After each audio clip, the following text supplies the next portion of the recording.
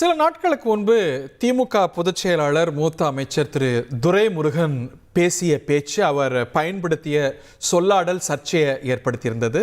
மாற்றுத்திறனாளிகள் குறித்து அவர் பயன்படுத்திய சொல்லாடல், அதற்கு எதிர்வினைகள் வந்த நிலையில் அந்த கருத்துக்கு வருத்தத்தை பதிவு செய்திருக்கிறார்.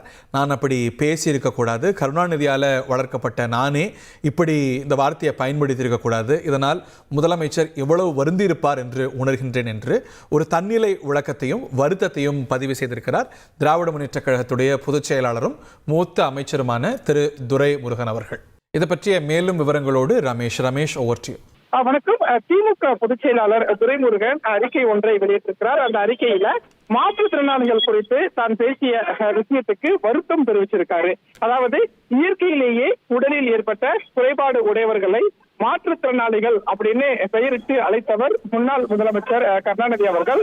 அதைத்தான் நானும் பின்பற்றிட்டு இருந்தேன். ஆனா சமீபத்தில் ஒரு பொதுக்கூட்டத்தில் பேசும்போது என்ன அறியாமலேயே மாற்றுத்திறனாளிகளை மற்றொரு பெயர் குறித்து நான் பேசினதுக்கு நான் வருத்தம் தெரிவிக்கிறேன். முதலமைச்சர் மு.க.ஸ்டாலின் என்னுடைய கவனத்துக்கு இந்த விஷயத்தை கொண்டு வந்தாரு, எனக்கு மிகுந்த வருத்தம் அளிக்கிறது அப்படின்னு மாற்றுத்திறனாளிகள் குறித்து அமைச்சர் துரைமுருகன் பேசிய கருத்துக்கு அவரே இப்போது வருத்தம் தெரிவித்து அறிக்கை ஒன்றை வெளியிட்டிருக்காரு.